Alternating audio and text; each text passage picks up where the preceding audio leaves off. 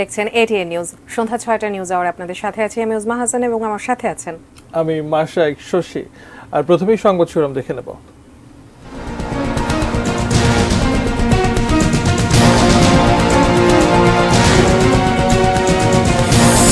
কোটা আন্দোলনে নিহতদের স্মরণে কাল সারা দেশে শোক পালনের সিদ্ধান্ত মন্ত্রিসভায়। ডিবি অফিসে ৬ সমন্বয়ককে খাওয়ানোর ছবি প্রকাশ, মশকরা মন্তব্য হাইকোর্টের। চাপে নয় ৬ সমন্বয়ক আন্দোলন প্রত্যাহার করেছেন স্বেচ্ছায়, দাবি গোয়েন্দা পুলিশের। ফিলিস্তিনিদের রক্ষায় ইসরায়েলে অভিযানের হুঁশিয়ারি এরদোয়ানের। Sponsored by Abiba Finance Limited.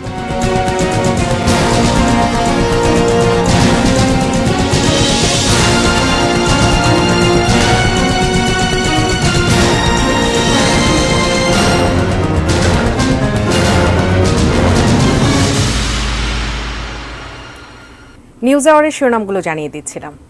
VSL, Angle, Channel, HB, VSL, Vikrampur Steel Limited. এবারে বিস্তারিত। কোটা সংস্কার আন্দোলনে নিহতদের জন্য আগামীকাল মঙ্গলবার সারা দেশে শোক পালনের সিদ্ধান্ত নিয়েছে সরকার। সোমবার প্রধানমন্ত্রী শেখ হাসিনার সভাপতিত্বে তার কার্যালয়ে অনুষ্ঠিত মন্ত্রিসভার বৈঠকে এই সিদ্ধান্ত হয়। আন্দোলনে নিহত 150 জনের জন্য শোক প্রস্তাবও গৃহীত হয় এই বৈঠকে। মন্ত্রিসভার নিয়মিত বৈঠকের শুরুতেই আলোচনা হয় কোটা সংস্কার আন্দোলন এবং দেশের সার্বিক আইন শৃঙ্খলা পরিস্থিতি নিয়ে। স্বরাষ্ট্রমন্ত্রী তাঁর কাছে থাকা তথ্য জানান মন্ত্রিসভাকে। তিনি জানান, সরকারের প্রাপ্ত তথ্য অনুযায়ী এই ঘটনায় এখন পর্যন্ত মৃত্যুর সংখ্যা 150। আজকের উনি সবাই বলেছেন, গতকালকে বোধহয় 147 বলেছিলেন, আজকে বোধহয় আরো 3টি যোগ হয়েছে 150 উনি বলেছেন। মন্ত্রিসভার অন্য সদস্যরাও তাদের নিজ নিজ দপ্তরে থাকা তথ্যাদি তুলে ধরেন। সিদ্ধান্ত হয় চলমান পরিস্থিতিতে গুজব ছড়ানো ঠেকাতে সতর্ক থাকবে সরকার। এছাড়া নিহতদের জন্য মঙ্গলবার দেশ জুড়ে কালো ব্যাজ ধারণ এবং উপাসনালয়ে প্রার্থনার সিদ্ধান্ত নেয় মন্ত্রিসভা। ওই দিনের ঘটনায় যারা নিহত হয়েছেন, ওই কোটা আন্দোলন নিয়ে যারা হতাহতের ঘটনায় যারা নিহত হয়েছেন, তাদের জন্য একটি শোক প্রস্তাব গ্রহণ করেছেন। সেই শোক প্রস্তাবটা আনুষ্ঠানিকভাবে নেওয়া হয়েছে। আর দ্বিতীয় যেটা করা হয়েছে, সেটা আগামীকাল দেশব্যাপী শোক পালন করা হবে এবং সেই শোক পালন অংশ হিসাবে কালো ব্যাজ ধারণ করা হবে এবং মসজিদে দোয়া, মন্দির, গির্জা, প্যাগোডায় প্রার্থনা করা হবে। এই ছিল আজকের সামগ্রিকভাবে সিদ্ধান্ত। আমি যে সিদ্ধান্ত হয়েছে সেটি আমি আপনাদেরকে জানিয়েছি। কোটা সংস্কার আন্দোলন নিয়ে আলোচনার পর মন্ত্রিসভার বৈঠকে এজেন্ডাভুক্ত বিষয়গুলো নিয়ে আলোচনা হয়, যার মধ্যে সরকারের চলতি বছরের দ্বিতীয় ত্রৈমাসিক সিদ্ধান্ত বাস্তবায়ন সহ 9টি বিষয় ছিল। আশিকুর রহমান অপু, এটি নিউজ, ঢাকা। কোটা সংস্কার আন্দোলনের 6 সমন্বয়ককে গোয়েন্দা পুলিশের কার্যালয়ে খাইয়ে সেই ছবি প্রকাশ করাকে জাতিসংঘে মশকরা বলে মন্তব্য করেছেন হাইকোর্ট। রাষ্ট্রপক্ষকে উদ্দেশ্য করে বিচারপতি মোস্তফা জামান ইসলাম ও বিচারপতি এস.এম. মাসুদ হোসেন দোলনের হাইকোর্ট বেঞ্চ সোমবার এই মন্তব্য করেন। ওই সমন্বয়কদের সঙ্গে এক টেবিলে বসে খাওয়ার কয়েকটি ছবি ফেসবুকে পোস্ট করেন ডিবির অতিরিক্ত police commissioner Mohammad Harun or Rashid. ক্যাপশনে হারুন লেখেন, বৈষম্য বিরোধী ছাত্র আন্দোলনের সমন্বয়করা নিরাপত্তাহীনতায় ভুগছিলেন। নিরাপত্তা নিয়ে আমাদের নানা পরিকল্পনার কথা জানানোর পর তাদের উদ্বেগ দূর হয়েছে। শিক্ষার্থীদের নিরাপত্তা নিশ্চিত করতে টিম ডিবি ডিএমপি বদ্ধপরিকর। গত শুক্রবার নিরাপত্তার কথা বলে আন্দোলনের 3 সমন্বয়ক নাহিদ ইসলাম, আসিফ মাহমুদ ও আবু বাকের মজুমদারকে হাসপাতাল থেকে মিন্টু রোডের ডিবি কার্যালয়ে নেওয়া হয়। পরে শনিবার সার্জিস, হাসনাত আবদুল্লাহ ও নুসরাত তাবাসসুমকেও ডিবি হেফাজতে নেওয়া হয়।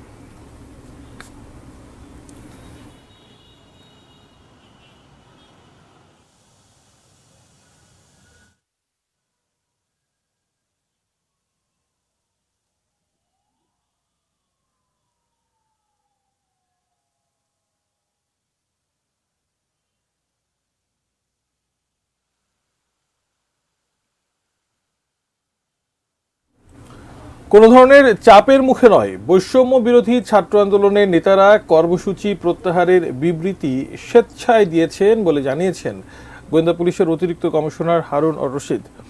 আজ নিজের কার্যালয়ে তিনি সাংবাদিকদের জানান, 6 সমন্বয়ক লিখিত বিবৃতিতে স্বাক্ষর করেছেন একেবারে নিজেদের ইচ্ছায়। গোয়েন্দা প্রধান জানান, দ্রুততম সময়ের মধ্যেই ডিবি হেফাজতে থাকা সমন্বয়করা পরিবারের কাছে ফিরতে পারবেন। এক প্রশ্নের জবাবে গোয়েন্দা পুলিশের কর্মকর্তা হারুন অর রশিদ বলেন, আন্দোলন নিয়ে অন্য সমন্বয়কারীদের বরাত দিয়ে যেসব তথ্য ছড়ানো হচ্ছে তা বিভ্রান্তি তৈরির জন্যই করা হচ্ছে।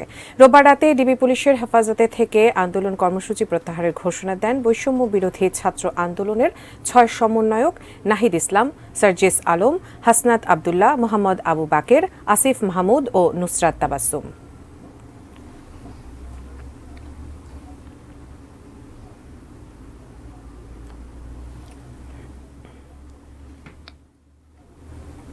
সর্বজনীন পেনশন ব্যবস্থার স্কিম প্রত্যাহারের দাবিতে আন্দোলনরত বিশ্ববিদ্যালয়ের শিক্ষকদের সাথে বৈঠক করেছেন শিক্ষামন্ত্রী মহিবুল হাসান চৌধুরী নওফেল।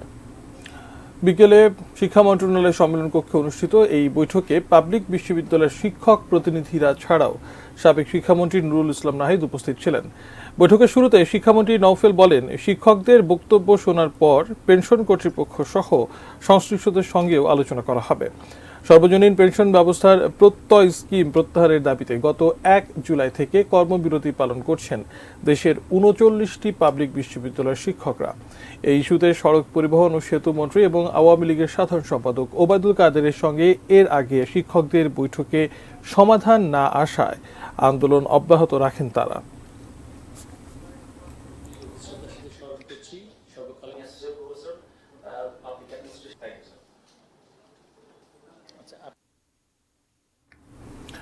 বিএনপির অভিযোগ, কোটা সংস্কার আন্দোলন থেকে জনসাধারণের দৃষ্টি সরাতে রাজনৈতিক লেবাস দেওয়ার উদ্যোগ নিয়েছে সরকার।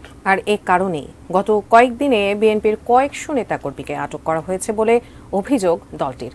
আন্দোলনে সহিংসতা ঠেকাতে সরকার ব্যর্থ হয়ে মিথ্যাচার করছে বলেও দাবি তাদের। আরো জানাচ্ছেন নাজিয়া ফ্রেন।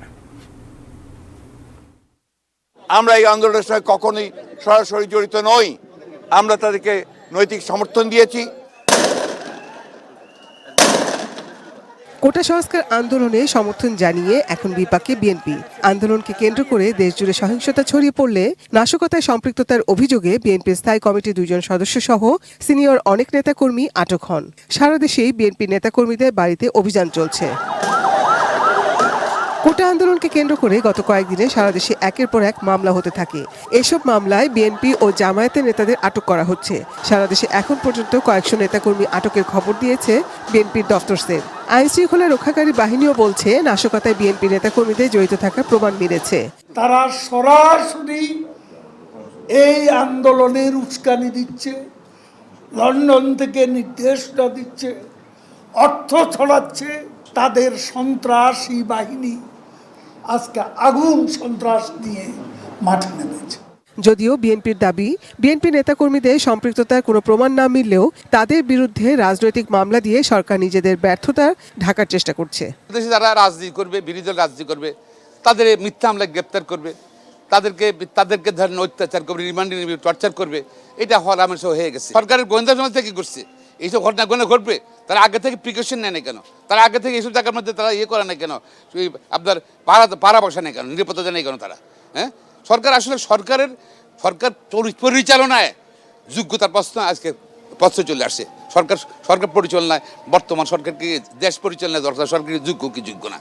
সরকার পতনের যুগপৎ আন্দোলনের অন্যতম শরিক গণতন্ত্র মঞ্চ বলছে, আলোচনার মাধ্যমে যে সমস্যার সমাধান হতো তা শেষ পর্যন্ত কেন রক্তাক্ত হলো এর দায়ভার সম্পূর্ণ সরকারের। আর এই ব্যর্থতা গ্লানি ঢাকতেই বিএনপিকে নিয়ে মিথ্যাচার করছে সরকার। বিষয়টাকে ঢাকা দেবার জন্য এখন এটাকে একটা বিএনপি জামাতের একটা পরিকল্পিত সংগঠিত নাশকতার একটা আবরণ দেওয়া হচ্ছে, মানুষকে বিভ্রান্ত করবার জন্য, মানুষের কাছে আসল তথ্য এবং সত্যটা লুকিয়ে এই সুযোগটাকে নিয়েও একটা বিএনপি বা বিরোধী দলকে দমন করবার একটা ছুতা হিসাবে, একটা অজুহাত হিসাবেও এটাকে তারা নানাভাবে ব্যবহার করবার একটা চেষ্টা আমরা লক্ষ্য করেছি। সরকারকে রাজনৈতিকভাবে চিন্তা করা দরকার। নাজিয়া আফরিন, 18 নিউজ, ঢাকা। স্বাভাবিক লেনদেনে ফিরেছে ব্যাংক। গত সপ্তাহের চেয়ে কিছুটা কমেছে গ্রাহকের চাপ। তবে টাকা জমার চেয়ে তোলার অঙ্কই বেশি। মাহাদি সেকেন্দারের রিপোর্ট। কারফিউ ও সাধারণ ছুটি টানা 5 দিন বন্ধ থাকার পর বুধবার থেকে লেনদেন শুরু হয় ব্যাংকসহ অন্যান্য আর্থিক প্রতিষ্ঠানে। প্রথম দিনে ব্যাংকে ছিল গ্রাহকদের ব্যাপক চাপ, টাকা তোলার দীর্ঘ লাইন। তবে এ সপ্তাহে অবস্থার পরিবর্তন। রোববার প্রথম কার্যদিবসে ব্যাংকে কমেছে গ্রাহকের চাপ। টাকা মিলছে এটিএম বুথে, সচল মোবাইল ব্যাংকিং, ইন্টারনেট চালু থাকায় অনলাইন সেবাও মিলছে ব্যাংকে। তবে ব্যাংকে গ্রাহকদের বেশিরভাগই আসেন টাকা তুলতে। কিছু কাজ আছে, কাজের জন্য টাকাটা ওঠানোর দরকার, এর জন্য আমার প্রয়োজন, আমি সেই জন্য টাকাটা তুলতে আসছি আর কি। জিনিসপত্র বাজারের যে দাম, বেতন ওটাই হাট বাজার করতে এই সরকারি ব্যবহার বন্ধ থাকতেই পারে, আবার চালু হয়েছে, আমরা আসছি টাকা নেওয়ার জন্য আসছি। আবার টাকা জমা দিতেও যান অনেকে। ব্যাংক বন্ধ থাকাতে আমরা লেনদেন করতে পারি না, আমাদের আসলে অনেক কষ্ট হয়েছে। এখন আমরা টাকা জমা দিতে আসছি। মিলেনিয়াম একটা স্কিম করেছিলাম, একটা 20 বছর মেয়াদী, সেটা জমা দেওয়ার জন্য এসেছি। মঙ্গলবার পর্যন্ত ব্যাংকগুলোর লেনদেন চলবে সকাল 10টা থেকে বিকেল 3টা পর্যন্ত। মাহাদি সেকেন্দার, এটিএন নিউজ, ঢাকা। প্রথমবারের মতো সরকারি চাকরির কোটায় অন্তর্ভুক্ত করা হয়েছে তৃতীয় লিঙ্গের মানুষ। বিচ্ছিন্ন এই জনগোষ্ঠীকে মূল স্রোতে আনার এমন উদ্যোগে আনন্দিত তারা। তবে কোটা সুবিধা নিশ্চিত করতে তৃতীয় লিঙ্গের মানুষের শিক্ষার হার বাড়ানোর তাগিদ বিশেষজ্ঞদের। বিস্তারিত ওয়ালিউল সাকিবের রিপোর্টে। উচ্চশিক্ষার স্বপ্ন ছিল লিমার, তবে সমাজের চাপে পরিবার থেকে আলাদা হওয়ার পর আর পেরোতে পারেননি স্কুলের গণ্ডি। এনজিও কর্মী জোনাকি লিমার মতো থমকে না গিয়ে সমাজের সঙ্গে লড়াই করে হয়েছেন উচ্চশিক্ষিত। তবে চাকরির লড়াইয়ে ঠিকই হার মানতে হয়েছে তাকে। গেল বুধবার প্রথমবারের মতো সরকারি চাকরির কোটায় অন্তর্ভুক্ত করা হলো তৃতীয় লিঙ্গের মানুষ। লিমা কিংবা জোনাকির সরকারি চাকরির আর সুযোগ না থাকলেও সরকারি এই সিদ্ধান্তে ভীষণ আনন্দিত তারা। হয়তোবা আমরা সুযোগ পাই নাই, আমাদের হয়তোবা সার্টিফিকেটের বয়স শেষ হয়ে গেছে, কিন্তু যারা এখন পড়াশোনা করতেছে, আমাদের পরবর্তী প্রজন্ম, তাদেরকে তাদের এই দেশের উন্নয়নের কাজ করার জন্য সুযোগ সৃষ্টি হবে। আমরা সকাল হলেই চিন্তা করা লাগে কার দুয়ারে যে হাত পাতবো, কার ঘরে যে হাত পাতবো। আমরা হচ্ছে একটা সমাজের মতো 5টা মানুষের মতো বেঁচে থাকতে চাই। মানুষের ঘৃণা, অপবাদ, লঞ্ছনা এগুলো আমাদের সহ্য হয় না। যখন এটা অন্তর্ভুক্ত হয়েছে কোটা, তখন আমার বিশ্বাস আছে যে আমরা এত দূর আসতে পারছি, এই পর্যন্ত আসছি, কিন্তু আমাদের সামনের ভবিষ্যৎটা ভালোই হবে, খারাপ হবে না যদি আমাদেরকে সবাই সহযোগিতা করে। বাংলাদেশ পরিসংখ্যান ব্যুরোর তথ্য অনুযায়ী দেশের জনগোষ্ঠীতে হিজড়া ৮,১২৪ জন। এর মধ্যে 53.65% সাক্ষরতার হার থাকলেও স্কুলের গণ্ডি পেরোতে পারেন না বেশিরভাগই। বাংলাদেশ সরকারকে অনেক ধন্যবাদ জানাই, আমার জনগোষ্ঠীর পক্ষ থেকে কৃতজ্ঞতা জানাই। আমাদের দেখা যায় পাসপোর্টে আদার্স দেওয়া, তারপরে আমাদের এনআইডি কার্ডে হিজড়া দেওয়া, সরকারি ডকুমেন্টেশনে বিভিন্ন জায়গায় বিভিন্ন নামে আছে এই জিনিসটা। এই নামগুলোকে কিভাবে একটা জায়গায় নিয়ে আসা যায় এবং একটা বৃহৎ জনগোষ্ঠী যেন এখানে অন্তর্ভুক্ত হওয়া যায়, আমি মনে করি এটা নিয়ে সরকারের পলিসি মেকিং পর্যায়ে আরও অনেক কাজ করতে হবে। কোটা বাস্তবায়নের আগে প্রয়োজন তৃতীয় লিঙ্গের মানুষকে শিক্ষার মূল স্রোতে আনা। সামাজিকভাবে মনোভাব পরিবর্তনের তাগিদও দেন ঢাকা বিশ্ববিদ্যালয়ের এই শিক্ষক। একজন হিজড়া উনি কিন্তু এখন ভাববেন যে তার জন্য স্টেটের সর্বোচ্চ পর্যায়ে জব করার এক ধরনের স্পেশাল প্রভিশন আছে। তার মানে কি, তার সামনে একটা স্বপ্ন তৈরি হলো। এইটার সুবিধা নিতে হলে নিচের ধাপগুলো তৈরি করতে হবে, যেটা শুরু করতে হবে একেবারে আমি বলবো প্রাইমারি এডুকেশন থেকে শুরু করে টার্সিয়ারি এডুকেশন পর্যন্ত। সরকারি চাকরির পাশাপাশি বেসরকারি ক্ষেত্রেও তৃতীয় লিঙ্গের মানুষের অন্তর্ভুক্তির দাবি সংশ্লিষ্টদের। Waliul Sakib, ATN news, Dhaka. উৎকণ্ঠা থাকলেও রাজধানী জুড়ে ছিল স্বাভাবিক কর্মব্যস্ততা। বেশিরভাগ এলাকাতেই ছিল যানজট। কোথাও কোথাও বিক্ষোভের চেষ্টা চালিয়ে পুলিশি বাধায় ব্যর্থ হয় বৈষম্য বিরোধী ছাত্র আন্দোলনের শিক্ষার্থীরা। এ সময় পরিস্থিতি নিয়ন্ত্রণে রাখতে বেশ কয়েকজনকে আটক করে পুলিশ।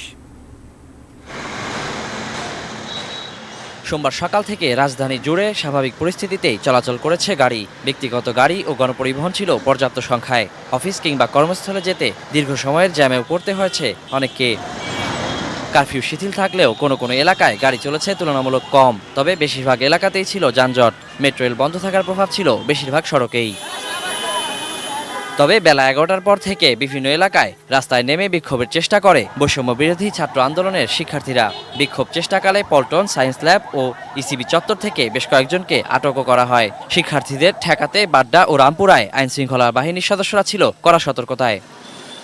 ডিএমপির যুগ্ম কমিশনার বিপ্লব কুমার সরকার জানান, জনগণের নিরাপত্তার কথা মাথায় রেখেই তৎপরতা চালিয়ে যাচ্ছে পুলিশ। Waliul Sakib, ATN news, Dhaka. দেখছিলাম সহকর্মী ওয়ালিউল সাকিবের আরো একটি প্রতিবেদন। আর কিছু সংবাদ জানাবো। সৌদি আরবে প্রবাসী বাংলাদেশিদের ভোটার নিবন্ধন ও স্মার্ট জাতীয় পরিচয়পত্র দেওয়ার কার্যক্রম চলছে। গত 24 জুলাই রিয়াদে বাংলাদেশ দূতাবাসে এই সেবা কার্যক্রম উদ্বোধন করেন নির্বাচন কমিশনার মোহাম্মদ আনিসুর রহমান। ভোটার নিবন্ধন ও স্মার্ট জাতীয় পরিচয়পত্র কার্যক্রম উদ্বোধন শেষে তিনি জানান, রিয়াদে বাংলাদেশ দূতাবাস ও জেদ্দা কনসুলেট থেকে প্রবাসী বাংলাদেশিরা এই সেবা নিতে পারবেন।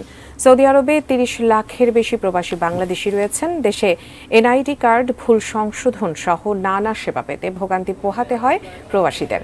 এছাড়া ছুটি কম থাকায় অনেক প্রবাসী কার্ড সংগ্রহ করতে পারেন না। তাই বিদেশে এই সেবা চালু হওয়ায় সৌদি প্রবাসীরা খুশি।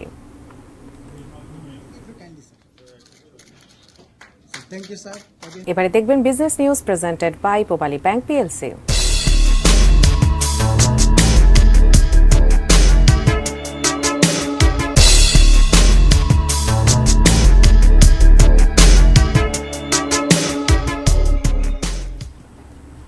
দেশের চলমান অস্থিতিশীল পরিস্থিতিতে পর্যটন শিল্পে নেমেছে ধস। জনপ্রিয় পর্যটন স্পটগুলো শূন্য। প্রতিদিন কোটি কোটি টাকার লোকসান গুনছেন ব্যবসায়ীরা। অর্থকষ্টে মানবেতর দিন কাটানোর পাশাপাশি কাজ হারানোর শঙ্কায় পর্যটনের সঙ্গে জড়িত অসংখ্য মানুষ। প্রতিনিধিদের পাঠানো তথ্য ছবিতে দেখুন ডেস্ক রিপোর্টে। বিশ্বের দীর্ঘতম সমুদ্র সৈকত কক্সবাজারে সারা বছরই ভিড় থাকে পর্যটকদের। কোটা সংস্কার আন্দোলন দানা বাঁধলে গত 17 জুলাই থেকে বদলে যায় চেনা চিত্র। হোটেল মোটেলের আগাম বুকিং বাতিল করেন পর্যটকরা। এমনকি আগামী 5 দিনেও কোনো আগাম বুকিং নেই। পর্যটন শিল্পের সঙ্গে জড়িত কয়েক হাজার মানুষ বেকার। গত 10 দিনে কয়েকশো কোটি টাকার ক্ষতির মুখে কেবল কক্সবাজারের পর্যটন শিল্প। 8-10 দিনের ভিতর ব্যবসা খুবই খারাপ যাচ্ছে। খুব কষ্ট হয়ে যাচ্ছে, আমাদের ফ্যামিলিতে অনেক কষ্ট হচ্ছে। আমরা চাইবো সরকারের কাছে যাতে পরিস্থিতি স্বাভাবিক হোক, পর্যটক আসুক, বেচা কিনা হোক। প্রাকৃতিক সৌন্দর্যের লীলাভূমি বান্দরবানের চিত্র একই রকম। বিচ্ছিন্নতাবাদী সন্ত্রাসী সংগঠনের তৎপরতায় এমনিতেই পর্যটক খরায় ধুঁকছিল পার্বত্য জেলাটি। শাটডাউন, কারফিউ ধকলে বন্ধের পথে অধিকাংশ হোটেল, রিসোর্ট, রেস্টুরেন্ট। চরম হতাশা, উৎকণ্ঠায় দিন কাটছে পর্যটন সংশ্লিষ্টদের। বিভিন্ন পরিস্থিতির কারণে এই যে ছোট ছোট যারা উদ্যোক্তা পর্যটন শিল্পে, আমরা ক্ষতির সম্মুখীন। শুনশান নীরবতা রাঙামাটির পর্যটন কেন্দ্রগুলোতেও। গত 10 দিন ধরে অধিকাংশ হোটেল, মোটেল ও রিসোর্ট খালি পড়ে আছে। লোকসান গুনতে হচ্ছে পাহাড়ি বস্ত্রশিল্প আর পর্যটন ব্যবসায়ীদের। কাপ্তাই হ্রদের নৌযান চালকদেরও আয় রোজগার কমে গেছে। আমাদের দৈনিক 50 থেকে 60 হাজার ক্ষয়ক্ষতি হয়েছে। পরিস্থিতি একদম খারাপ, আমাদের ব্যবসা একদম নাই বললেই চলে। বেচা বিক্রি নেই, এমনি বসে থাকতে হয় আর কি। 2 সপ্তাহ 3 সপ্তাহ ধরে আজকে আমরা খারাপ অবস্থা, একটা বোর্ডও ভাড়া মারতে পারিনি। সুনামগঞ্জের হাওরে বর্ষা নির্ভর মৌসুমী পর্যটন হওয়ায় এই সময়টার জন্য অপেক্ষায় থাকেন হাউসবোট মালিক ও শ্রমিকরা। পরপর 3 দফা বন্যা ও দেশের বর্তমান পরিস্থিতিতে জলাঞ্জলি ঘটেছে তাদের সব আয়োজনে। মোটামুটি 17 তারিখ থেকে এখন পর্যন্ত প্রতিটি ট্রিপই ক্যান্সেল হচ্ছে। বোটে থাকা যে শ্রমিকদেরকে চালানো অনেক কষ্ট হয়ে যাচ্ছে আমাদের পক্ষে। সবার ফ্যামিলি খুব অসুবিধায় আছে। শুধু খালি মালিকরা না, আমাদের স্টাফরা সহ লাগায় খুবই সমস্যার মধ্যে আছি। জিনিয়া ইসলাম, ডেস্ক রিপোর্ট, এটিএন নিউজ। এবারে থাকছে মেটাল প্রেজেন্টস কৃষি সংবাদ, সুজলা সুফলা।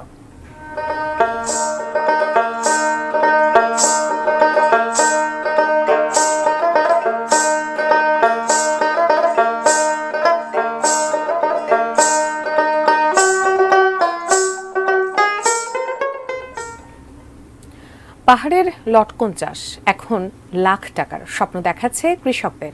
খাগড়াছড়ির মিশ্র ফল বাগানীরা তাই বাণিজ্যিকভাবে শুরু করেছেন এই সুস্বাদু ফলটির চাষ। কম পরিশ্রম আর কম পুঁজিতে বেশি লাভের সুযোগ থাকায় বেকার যুবকরা ঝুঁকছেন লটকন চাষে। খাগড়াছড়ি প্রতিনিধি আবু দাউদের পাঠানো তথ্য ছবিতে ডেস্ক রিপোর্ট দেখুন। এক সময়ের জঙ্গলি ফল লটকন। পাহাড়ের ঢালু বনে জঙ্গলে জন্ম নেয়া এ ফল কারো কাছেই তেমন কদর পায়নি। সময়ের ব্যবধানে পাহাড়ের বিভিন্ন জনপদে দিনের পর দিন চাহিদা বাড়ছে টক মিষ্টি এই ফলটির। বাণিজ্যিকভাবে চাষে বেড়েছে সম্ভাবনা। খাগড়াছড়ি জেলার অনেক কৃষি উদ্যোক্তাই লটকনের বাগান গড়ে তুলেছেন। সময়ের সঙ্গে পাল্লা দিয়ে পাহাড়ি বাজার ছাড়িয়ে সমতলের বিভিন্ন জেলায় লটকনের ব্যাপক চাহিদা তৈরি হয়েছে। লটকন চাষ করে সাফল্য এসেছে অনেক কৃষকের। 150 লটকন গাছে আমি নিজে এবছর 3000 কেজি লটকন বিক্রি করেছি। 200 গাছের মধ্যে 50 মন পাওয়া গিয়েছে। আশা করি সামনের বছর আরো অধিক ফলন পাবো। জুন মাসের মাঝামাঝি পাকতে শুরু করে লটকন, একই সময়ে বাজারেও আসতে শুরু করে। কম পরিশ্রম, কম পুঁজিতে বেশি লাভের সুযোগ থাকায় বেকার যুবকরাও বেশি ঝুঁকছেন লটকন চাষে। চাকরির পেছনে না ছুটে এখন দেখি লটকনের পর্যাপ্ত ফলন পাচ্ছি, এমনকি বাজারে আশানুরূপ দাম পাচ্ছি। বিগত 3-4 বছরে যে 350 মতো লটকন গাছ রোপণ করেছিলাম, এবছর ওখান থেকে 2 থেকে 250 গাছে ফলন আসছে। বেশি পরিমাণে গাছপালা ও ছায়া থাকায় পাহাড়ি এলাকার মাটি লটকন চাষের জন্য খুবই উপযোগী, জানালেন কৃষিবিদরা। পাহাড়ের মাটি অ্যাসিডিক হয়, লটকনের যথেষ্ট মিষ্টতা আছে। আগামীতে খাগড়াছড়ি থেকে দেশের অন্যান্য স্থানে এটা চলে যাবে এবং এটার চাহিদা দিন দিন বাড়ছে। এবছর খাগড়াছড়ি জেলায় 145 হেক্টর জমিতে লটকনের চাষ হয়েছে, যা থেকে উৎপাদন হবে 2019 মেট্রিক টন লটকন। Tunazina Tunu, desk report, ATN news. এবারে দেশের বাইরের খবর।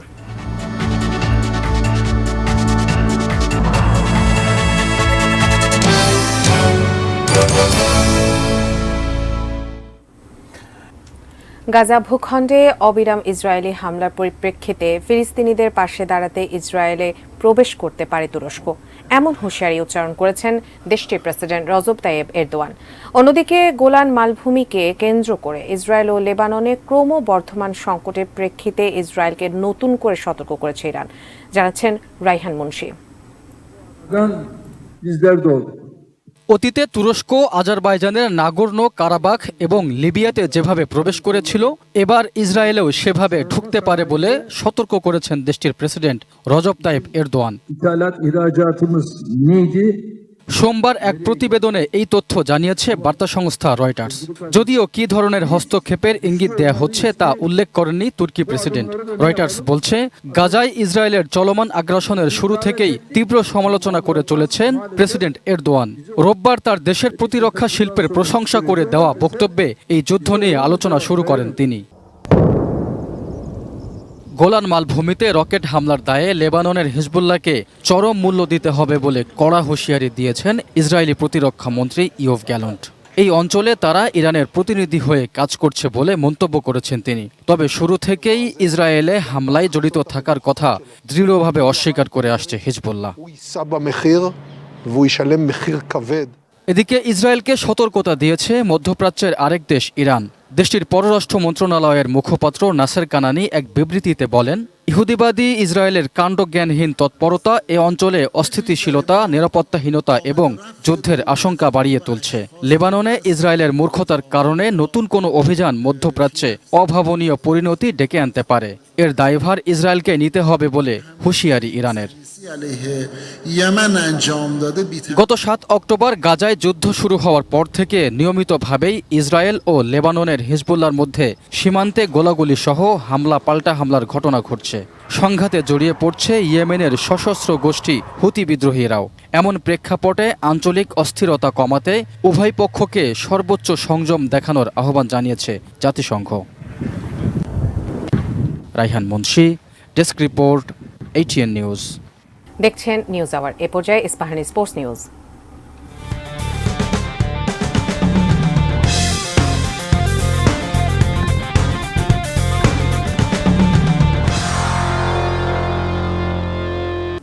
অস্ট্রেলিয়ার ডারউইনে দ্বিতীয় 4 দিনের ম্যাচে পাকিস্তান এ দলকে 5 রানে হারিয়েছে বিসিবি এইচপি। 2 ম্যাচের টেস্ট সিরিজ শেষ হলো 1-1 সমতায়। 296 রানের টার্গেট তাড়ায় চতুর্থ দিন জয়ের জন্য পাকিস্তান এই দলের প্রয়োজন ছিল 160 রান, আর হাতে ছিল 6 উইকেট। এদিন শুরুতেই 50 করা হাসিবকে ফেরান রাজা। তৈয়ব তাহির ও ওমাইর বিন ইউসুফের ব্যাটে সহজে এগোচ্ছিল পাকিস্তান, তবে সেখানেই বাধা হয়ে দাঁড়ান এইচপি অধিনায়ক জয়। দুইজনকেই ফিরিয়ে দেন তিনি। তাহির 43 আর ইউসুফ করেন 45।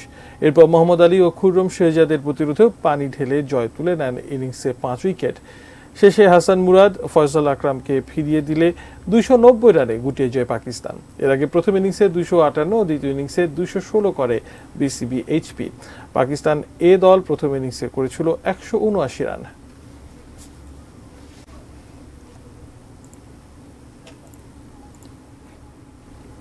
ছয়টা নিউজ আওয়ার এ পর্যন্তই। তবে যাবার আগে শিরোনামগুলো জানিয়ে দিচ্ছি আরো একবার। কোটা আন্দোলনে নিহতদের স্মরণে কাল সারা দেশে শোক পালনের সিদ্ধান্ত মন্ত্রিসভায়। ডিবি অফিসে 6 সমন্বয়ককে খাওয়ানোর ছবি প্রকাশ মশকরা, মন্তব্য হাইকোর্টে।